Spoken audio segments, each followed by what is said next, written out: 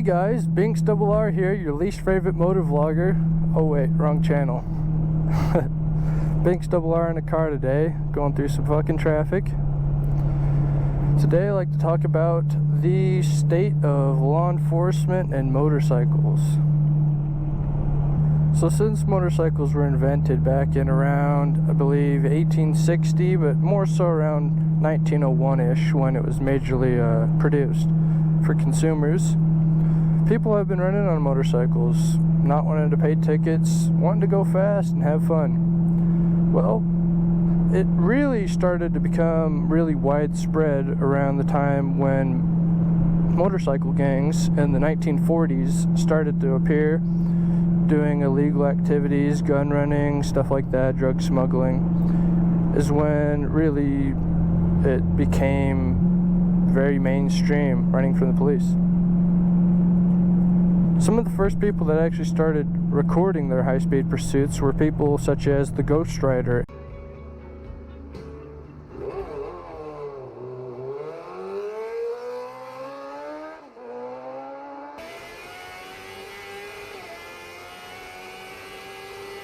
and the Black Prince.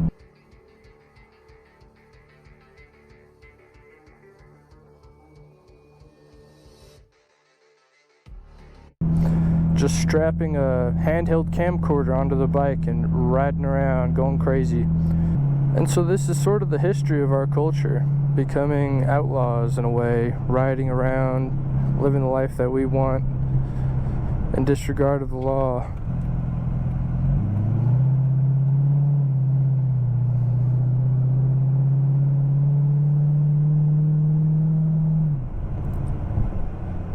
Well, fuck all that traffic, we're gonna find our own way.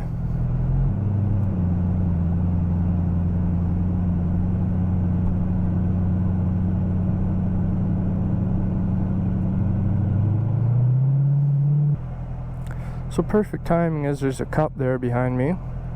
Let's talk about the crackdown on speeding and how it funds the state. See, just for example, fines and forfeitures in Chicago account for nearly 11% of the city's general fund, the highest out of all 50 nations that year. And to me, that speaks volumes, you see, because if that's where they make a major amount of the money, the other half is probably coming from places like, donations and the government. You can really see how that shit starts to add up in the grand scheme of things. See, right now we're in the heart of downtown Salt Lake City. Shittiest place in Utah, as I call it. That's because you got a lot of hobos, a lot of homeless life, a lot of crime, actual crime, not speeding, and just a lot of political bullshit. Everybody here generally leans pretty far to the left, to be completely honest with you. And that's why this place is how it is. It could be so much better. Now, the reason this video is all stemming from back in April 19th, when I had my first encounter with the police, being pulled over and quite frankly fucked over.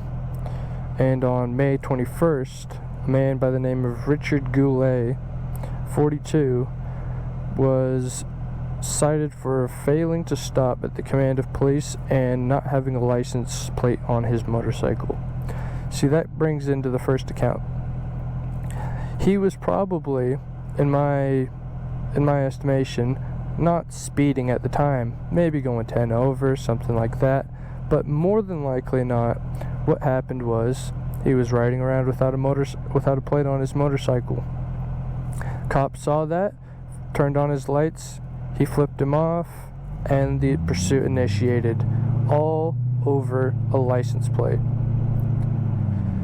The pursuit lasted probably 30 miles or so, maybe more, from around Weber to Magna area. There was multiple pursuit vehicles involved, a police helicopter involved. Past that traffic stop right now, right at the turn off to the ski resort. Just heading up the hill.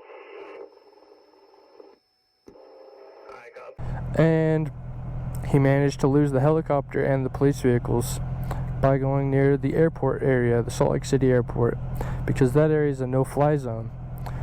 And that seemed to work out for him. He got off. But about 3 weeks later, he was apprehended. You see, in many other states, they have laws called no chase policies, which can vary from state to state depending on the circumstance and the department at hand. But generally, what it means is if there's no actual crime that has been committed, such as a murder, a bank robbing, a rape, or something like that, they won't actually chase the motorcyclist. Now, if they're going 10 over and they put their lights on, the guy pulls over, that's one thing. But if the motorcyclist decides to take off, they have a policy in place that prevents police from pursuing the motorcyclist. And possibly even vehicles in general, although I'm unsure about that. Now, to me, that seems like a great idea. Why put the motorcyclist's life at risk, chasing him down the road at high rates of speed, and in some cases even hitting them with their car?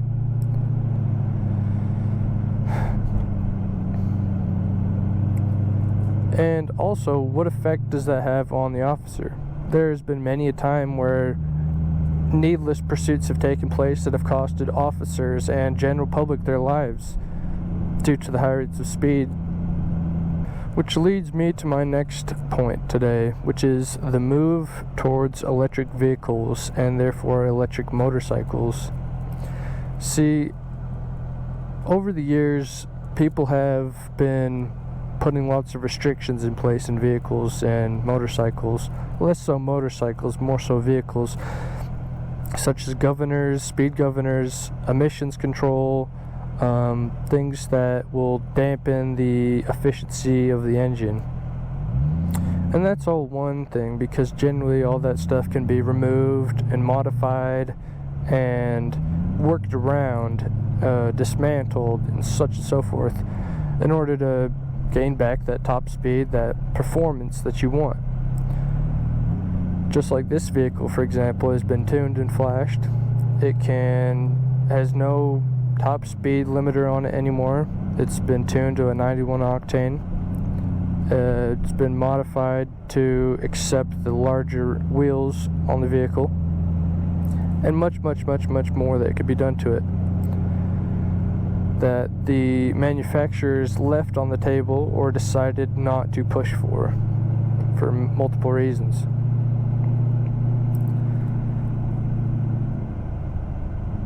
But the move to smart vehicles and electric vehicles is a completely different step. You see, what they do is they start out with something like the Tesla Plaid. You know, what's it? 2 point something 0 to 60. Insane speed, insane handling, and that's what they try to get you guys on. They try to show you like, oh, this is better than much of the other cars that you can get for the same price. This is an advancement in technology. This is the future of vehicles. Well, see, that's the carrot on the stick, leading you down the rabbit hole. And what they're eventually going to do is start putting restrictions in place once they have things like a social credit score, where, oh, you haven't paid your bills this month, you can't drive your car, you can't go above this speed on this road, things like that. This charging station is unavailable to you, stuff like that. They can start restricting you because you now no longer have control, complete and total control over your vehicle.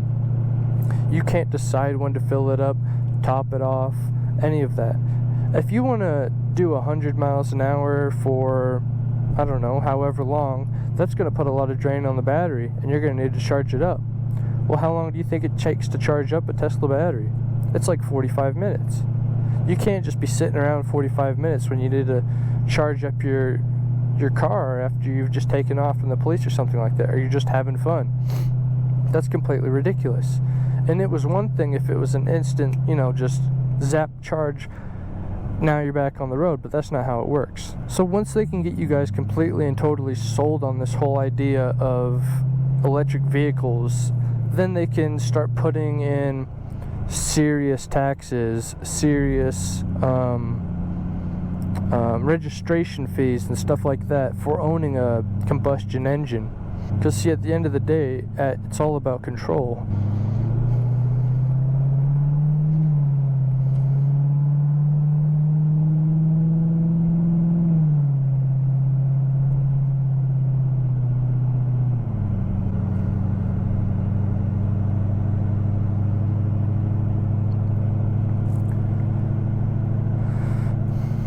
Another thing is that it's becoming harder to be a motorcyclist, and that's for multiple reasons. One, because of people and new technology. People are always on their phones, texting and driving. People have a low attention span, and so it's hard for them to stay focused on one thing at one particular time. People don't check their fucking mirrors or do a head check, stuff like that.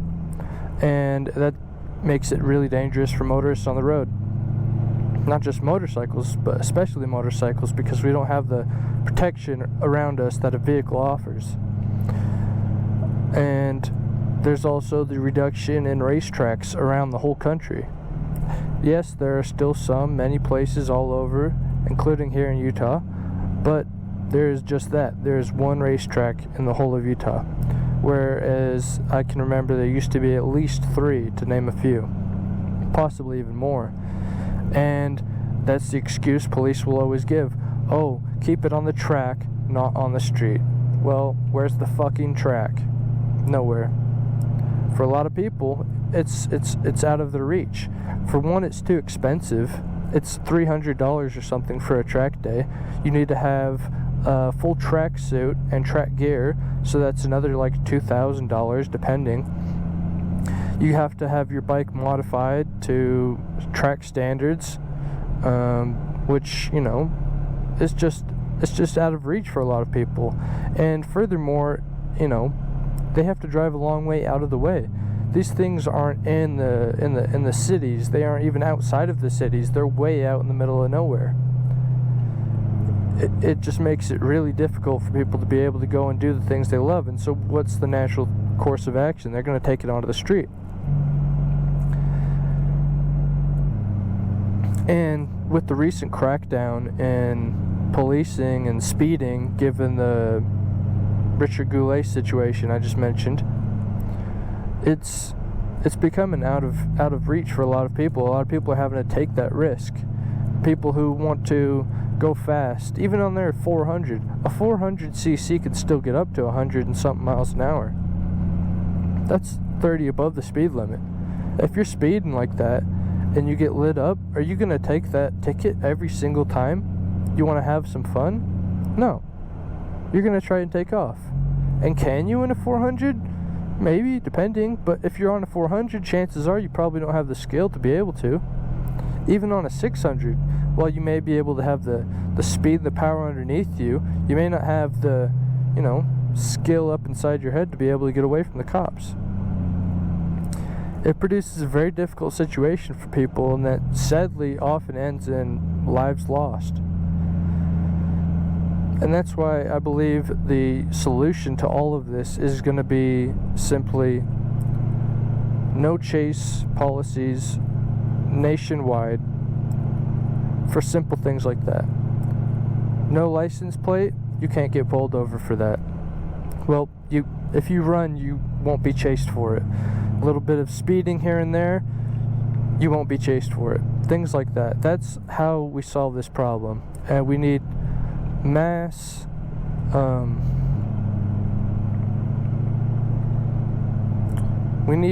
support for no chase policies nationwide. We need people reaching out to their governors, mayors, city council, police departments, things of that nature, Congress, to be able to get this stuff passed. Because that is how we're going to end up actually saving lives at the end of the day. Because people are going to do what they want. People are going to speed. People aren't going to run their plates. People are going to do all of this. And pushing the motorcyclist by chasing them, giving them the fear of a felony fleeing and eluding charge, is ridiculous. It's absolutely ridiculous. And that's all I really want to talk about, so we'll just give you guys a nice scenic view for the rest of the video. Thanks for watching. BINX-RR out.